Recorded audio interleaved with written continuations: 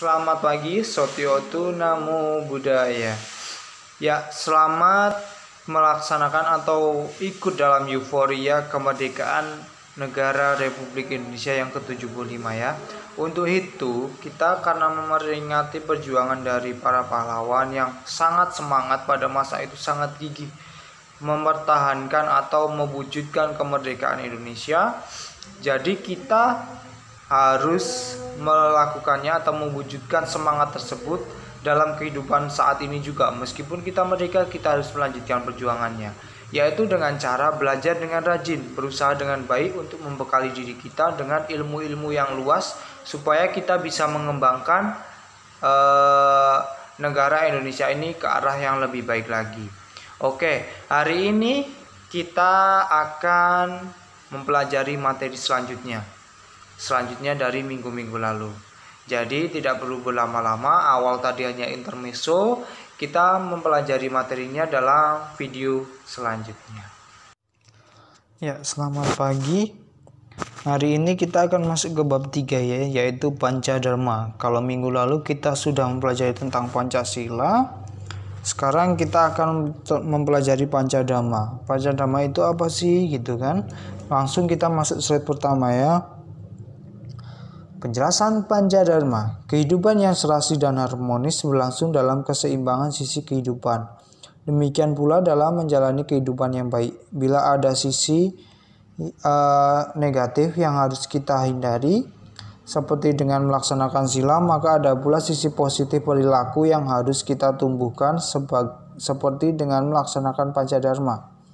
Pancasila dan Pancadharma ibarat dua sisi mata uang yang berlangsung secara serasi untuk menumbuhkan perilaku yang benar, baik, dan indah. Nah, jadi Pancadharma ini merupakan pasangan dari Pancasila. Pancasila Buddhis ya tentunya. Kenapa bisa seperti itu? Karena Pancasila Buddhis itu membimbing kita untuk menghindari hal-hal yang negatif, seperti menghindari pembunuhan dan lain sebagainya. Sedangkan Pancadharma adalah mengembangkan hal-hal yang baik, mengembangkan perilaku-perilaku yang bajik atau bagus. Nah, apa saja sih perilaku yang baik atau bagus itu, Pak? Nah, kita langsung masuk ke slide selanjutnya ya. Metakaruna, tentu saja. Setiap Pancadharma, karena namanya Panca berarti 5, Dharma itu ajaran, pasti akan ada isinya 5 subpoin. Nah, 5 subpoin ini berpasangan dengan 5 subpoin dalam Pancasila Buddhis.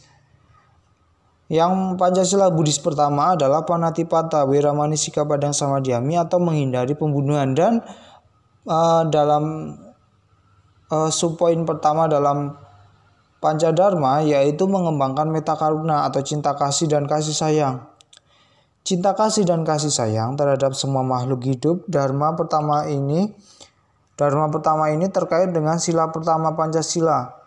Kalau seorang dapat melaksanakan metta dan karuna dengan baik, ia akan dapat melaksanakan sila yang pertama dari Pancasila Buddhis dengan baik. Bisa dilihat dari gambar, when we practice loving kindness and compassion, we are the first ones to profit. Jadi kita diuntungkan apabila kita mempraktekkan cinta kasih dan kasih sayang. Kemudian perbedaan cinta kasih dan kasih sayang. Cinta kasih dan kasih sayang itu perbedaannya apa sih Pak? Bukannya sama aja? Itu berbeda ya. Kalau cinta kasih adalah cinta kasih yang universal, dalam arti di sini adalah metta. Metta di sini adalah ikut atau senang melihat orang lain bahagia gitu ya. Dia itu ingin melihat orang lain baik, ingin melihat semua makhluk lain itu berbahagia gitu ya. Sedangkan kasih sayang adalah keinginan untuk membantu makhluk-makhluk yang sedang dalam keadaan susah. Jadi kalau metta tadi ingin melihat atau ingin semua makhluk itu berbahagia, baik yang susah ataupun yang senang, semoga tetap berbahagia selalu, damai dan tentram gitu ya. Sedangkan kalau kasih sayang itu adalah keinginan untuk membantu makhluk-makhluk yang sedang dalam kesusahan. Itu bedanya ya, cinta kasih dan kasih sayang. Oke, lanjut ke slide selanjutnya. Mata pencaharian benar atau sama jiwa. Maksudnya adalah mencari penghidupan yang tidak melakukan 5 perdagangan salah. 5 perdagangan salah itu apa aja, Pak? Nah, itu bisa dilihat. 1. Menjual makhluk hidup. 2. Menjual senjata. 3. Menjual daging. 4. Menjual racun. Dan 5. Menjual minuman keras atau narkoba. Nah, di sini kita juga perlu bijaksana juga ya. Dalam arti menjual makhluk hidup itu nggak boleh, Pak. Menjual daging itu nggak boleh, Pak. Terus gimana para nelayan? Gimana para penjual daging dan ayam yang ada di pasaran? Nah, kita harus bijaksana juga. Mereka mungkin tidak bisa hidup tanpa menjual makhluk hidup, tanpa menjual daging. Cuman kita harus menetralisir karma buruk kita karena kita udah menjual makhluk, kita udah menempuh mata pencaharian yang tidak benar. Semisal kita menjual racun, maka kita harus menemupuk karma baik yang sedemikian banyak. Supaya minimalnya dalam karma buruk terkait dengan kita sudah melanggar pencaharian benar, kita itu bisa menetralisir dengan perbuatan-perbuatan yang baik. Nah, untuk hari ini sampai di sini dulu materinya. Karena masih pembuka ya, kita lanjutkan di minggu depan untuk 3 subpoin dalam Pancadharma ini. Jadi saya akhiri dalam video ini. Kalau semisal nanti ada yang kurang jelas bisa ditanyakan di Zoom sesi kedua ya.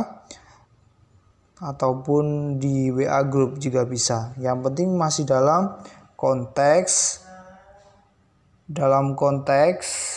pembelajaran hari ini. Kalau semisal bertanya besok atau kapan, mungkin bisa saya jawab, akan tetapi ada juga waktu-waktu yang saya benar-benar nggak bisa menjawab pertanyaan-pertanyaan itu. Jadi begitu ya. Saya akhiri. Selamat pagi. Sotiotu Namo Buddhaya.